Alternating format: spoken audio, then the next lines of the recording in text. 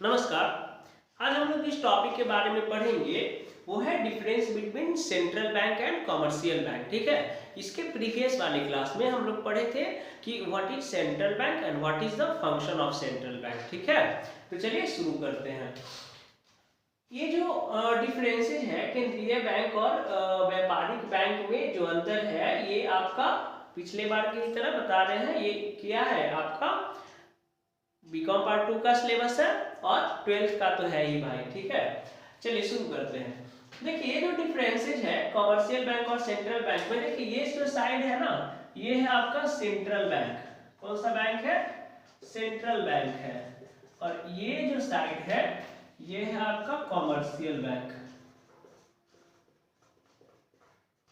Commercial bank लिखना भूल गए थे जी। चलिए देखिए, पहला जो डिफरेंसेज है बाबू वो क्या है? वो है position in banking system. Position in banking system मतलब कि जो बैंक में जो स्थान है, ठीक है ना, वो सेंट्रल बैंक का क्या है और कमर्शियल बैंक का क्या है। ठीक है, तो इसमें देखिए सेंट्रल बैंक का जो है वो हेड बैंक ऑफ कंट्री होता है। हेड बैंक ऑफ कंट्री करने का मतलब कि ये अभी उसके प्रीवियस क्लास में बताए थे कि जो सेंट्रल बैंक होता है, सेंट्रल बैंक मतलब reserve bank of India. Reserve bank of India जो है वो कंट्री का हेड बैंक होता है। हेड बैंक मतलब सबसे ऊपर, मतलब इसके ऊपर कोई बैंक्स नहीं है, हेड बैंक ऑफ कंट्री है।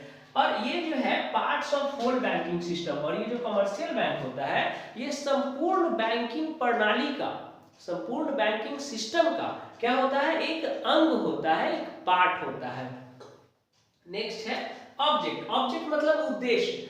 तो जो सेंट्रल बैंक का जो उद्देश्य है ना, ये जो सेंट्रल बैंक आरबीआई का जो उद्देश्य है, जो ऑब्जेक्ट है, वह है operating banking system for country. ये कंट्री के हित के लिए, मतलब कंट्री के मतलब डेवलपमेंट के लिए, किसी भी देश के डेवलपमेंट के लिए ये वर्क करती है। सेंट्रल बैंक जो आरबीआई होता है, ठीक है, इंडिया में इसको आरबीआई कहा जाता है। हर कंट्री का अपना अलग अलग सेंट्रल बैंक होता है, ठीक है ना। इंडिया में सेंट्रल बैंक को आरबीआई कहा जाता है। हर बैंक का, हर कंट्री का अलग अलग नाम होता है सेंट्रल बैंक का। और इसमें नो प्रॉफिट मोटिव, इसका क्या होता है? प्रॉफिट मोटिव कुछ होता ही नहीं है। ठीक है, ये जो भी वर्क करेगा गवर्नमेंट के लिए वर्क करेगा, कंट्री के डेवलपमेंट के लिए वर्क करेगा।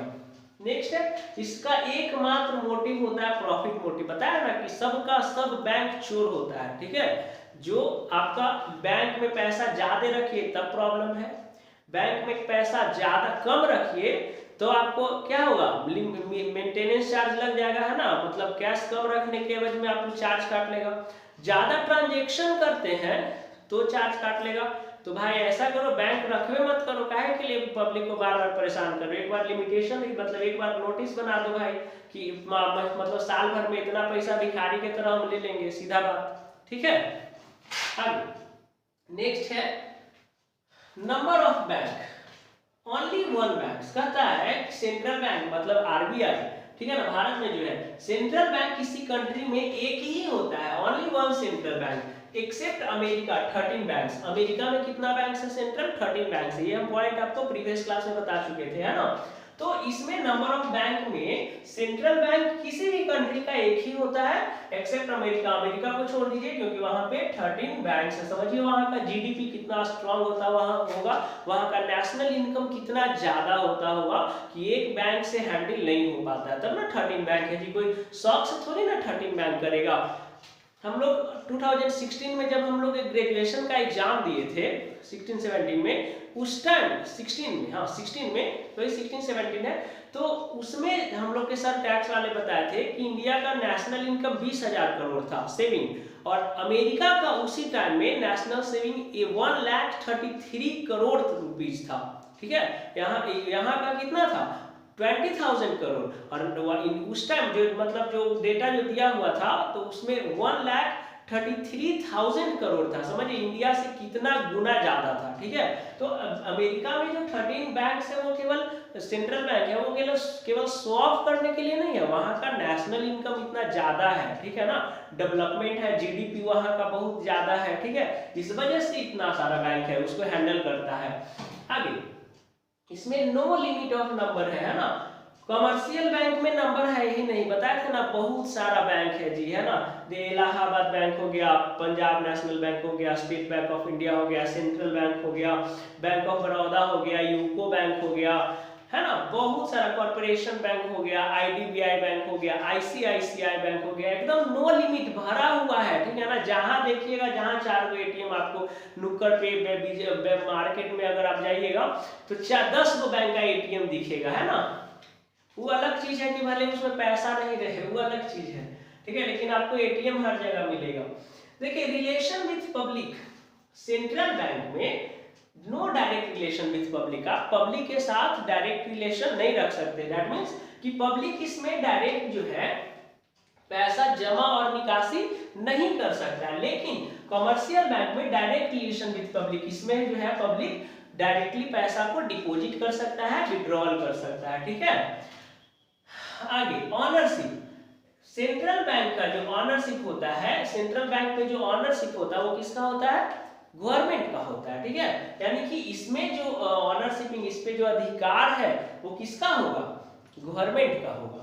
और कमर्शियल बैंक पे चूंकि पब्लिक इसमें डील करता है, इसीलिए पब्लिक का बैंक है, पब्लिक का ऑनरशिपिंग रहता है। क्योंकि कमर्शियल बैंक में सब पब्लिक का ना पैसा है जी, हम जो पैसा जो डिपॉजिट करते हैं, आप जो पैसा डिपॉजिट करते हैं, वही पैसा का ना वो यूज करके अपना एम्प्लॉइज को सैलरी देता है, लोन प्रोवाइड करता है। न तो बैंक के पास इतना पैसा आता कहाँ से, हम ही लोग वाला पैसा को यूज करता है।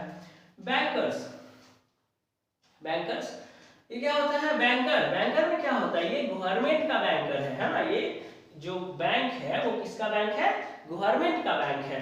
मतलब गवर्नमेंट इसमें डिपॉजिट से जो भी प्लान वगैरह है, जो भी आप योजना निकालना है, जो भी पॉलिसीज निकालना है, वो आरबीआई के थ्रू ही निकालेगा, ठीक है। लेकिन ये जो है कौन, कमर्शियल बैंक, ये किसका बैंक है भाई, पब्लिक का, है ना। ये पब्लिक के लिए आप फैसिलिटी प्रोवाइड करता है, क्या, ATM facility, credit card facility, है ना, बहुत सारा फैसिलिटी देता है, लॉकर फैसिलिटी, और एजेंट का काम करता है, ट्रैवलिंग का काम करता है, बहुत सारा पब्लिक के लिए काम करता है। Right to issue note, right to issue note कहने का मतलब कि it has right to issue note, it has right to issue note मतलब समझे कि इसके पास, सेंट्रल बैंक के पास केवल राइट होता है नोट को इशू करने का। कमर्शियल बैंक के पास no right to issue note. Commercial bank जैसे कोई भी जो कमर्शियल बैंक, जितना जो नाम बताया आपको, उसमें से कोई भी commercial bank no issue of note नहीं कर सकता, यानी कि नोट को छाप नहीं सकता है, ठीक है। नेक्स्ट, कंपटीशन, चूंकि सेंट्रल बैंक केवल एक है, चूंकि किसी भी कंट्री में सेंट्रल बैंक केवल एक है, अमेरिका को छोड़ के, ठीक है, किसी भी कंट्री में सेंट्रल बैंक एक है, इसलिए इसमें कंपटीशन ही नहीं, मोनोपोली ना हो गया जी। एक वो है, ये है, तो क्या किससे कंपटीशन बेचारा करेगा। अब भाई को देख के वो भाई है, तो क्या दूसरा से कंपटीशन करेगा, दो भाई में रहता है तब ना कंपटीशन करता है, अर्निंग में, अरे तेरी उसका सैलरी इतना है तो हम भी अब अच्छा जॉब करेंगे भाई, ये काम छोड़ेंगे, है ना। दूसरा है मतलब अब कोई भी पढ़ने में ही है, उसका ज्यादा मार्क्स आया, उसका 10th में 80% आया, तो हमको उससे ज्यादा लाना है, कंपटीशन होता है ना। अब जो एक वो भाई है बेचारा, वो क्या भाई का समझने गया, क्या उसको कंपटीशन समझ में आएगा जी। सबसे पहला कंपटीशन तो घर में होता है, दुनिया वाला तो दुनिया को तो आपको बाद में ना फेस करना है कि घर में अगर 2 भाई है, 2 बहन है, तो दोनों में कंपटीशन, एक ज्यादा महंगा ड्रेस खरीदा तो दूसरा को खरीदेगा, ठीक है। तो ये जो कंपटीशन है, ठीक है ना, ये कब होगा, जब मोर नंबर ऑफ पर्सन रहेंगे, मोर नंबर ऑफ एनीथिंग जब रहेगा तब ना कंपटीशन होगा। ये तो बेचारा एक को है, ये आरबीआई, इसमें क्या कंपटीशन, ठीक है, इसलिए कोई कंपटीशन नहीं। अब देखिए कमर्शियल बैंक एकदम घिनाया हुआ है, जहां जाइए हुआ कमर्शियल बैंक है ना। तो इसमें हाई कंपटीशन रहता है, सबको चाहिए प्रॉफिट, है ना।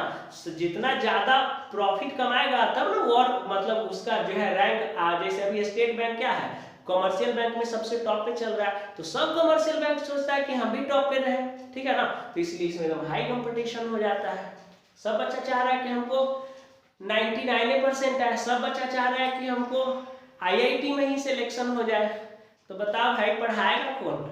तो उनको जो आईआईटी जो सिलेक्शन करवाने वाले जो टीचर हैं, जो 10th निकाल दिए, 12th निकाल दिए, ग्रेजुएशन निकाल दिए, उसके बाद भी जो निकाल दिए, तो टीचर कौन बनेगा जब सब आईआईटी में ही जाओगे तो सब दूसरे कंट्री के लिए ही काम करोगे। तो बताओ, कोई अमेरिका का कंपनी में काम कर रहा है, कोई फ्रांस का कंपनी में काम कर रहा है, कोई स्विट्जरलैंड का कंपनी में काम कर रहा है, कोई न्यूजीलैंड के कंपनी में काम कर रहा है।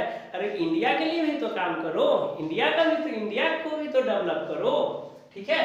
Next, foreign exchange, it has right to deal with foreign. हम क्या बताएं कि कमर्शियल बैंक, ये सेंट्रल बैंक जो है, पिछले वाले क्लास में बताए थे कि दूसरे कंट्री से डील कर सकता है ना, करता है, कर क्या सकता है, करता है।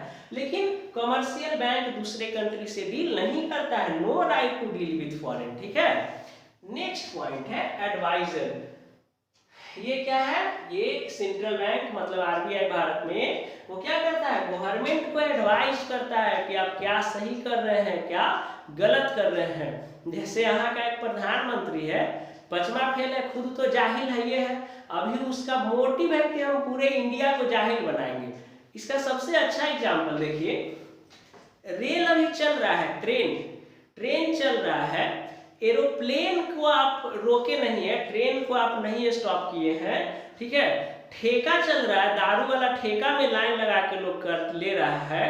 ठीक है। बस चल रहा है, ऑटो चल रहा है, और स्कूल बंद कर दिया।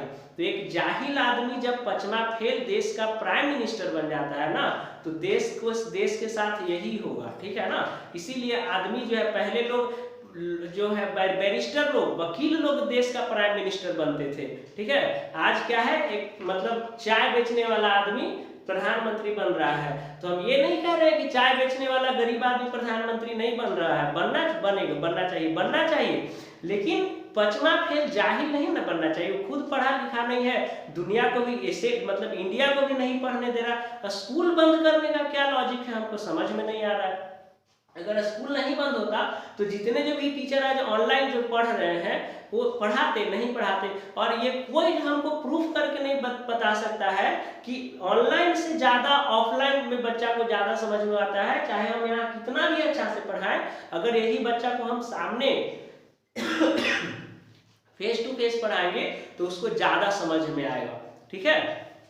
तो इसमें क्या होता है, गवर्नमेंट के लिए एडवाइजर होता है। तो खुद तो मूर्ख है ये है, इसको जानवे करते हैं कुछ कि किसी गवर्नमेंट क्या है, मतलब आरबीआई का बात माने तब तो, उसके पॉलिसीज पे काम करे तब तो।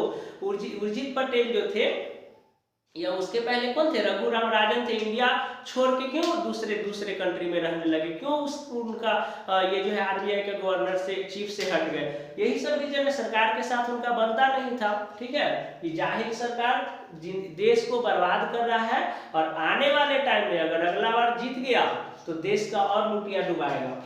No right to advice the government, ये क्या है, कमर्शियल बैंक की गवर्नमेंट को एडवाइस देने का काम नहीं करता है। ठीक है। तो ये हो गया डिफरेंस केंद्रीय बैंक और व्यापारिक बैंक में। ठीक है। सेंट्रल बैंक और कमर्शियल बैंक में क्या डिफरेंसेज है आज आप लोग समझ गए। ठीक है। जय हिंद।